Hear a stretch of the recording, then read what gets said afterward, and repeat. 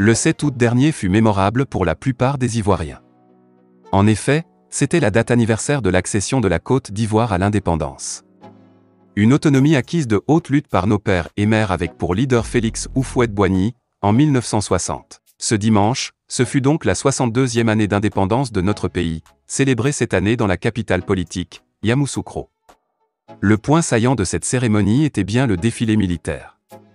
Les différents passages de nos forces de défense et de sécurité ont permis aux invités du président de la République et à la population de mieux apprécier les investissements faits dans ce domaine ces dernières années.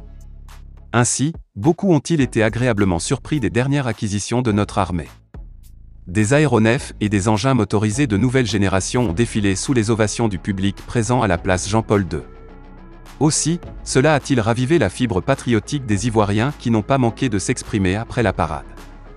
Si certains ont salué la réussite de l'événement, d'autres ont surfé sur l'actualité du moment, à l'image de la députée Mariam Traoré. Interrogée sur les antennes de la RTI 1, juste après la cérémonie, la députée de Tangrelas s'est dit désormais rassurée quant à la sécurité des Ivoiriens. Nous sommes maintenant rassurés, a-t-elle dit sans oublier de faire un clin d'œil à la crise diplomatique entre Bamako et Abidjan. Notre armée peut nous défendre contre toutes les menaces venant d'ici et d'ailleurs, et même contre nos voisins d'Axe en grave côté, a-t-elle lancé toute souriante.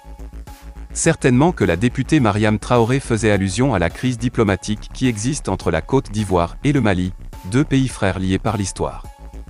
Le Mali détient 49 militaires ivoiriens depuis le 10 juillet 2022 qu'il compte aux dernières nouvelles, échangés contre des exilés maliens vivant en Côte d'Ivoire.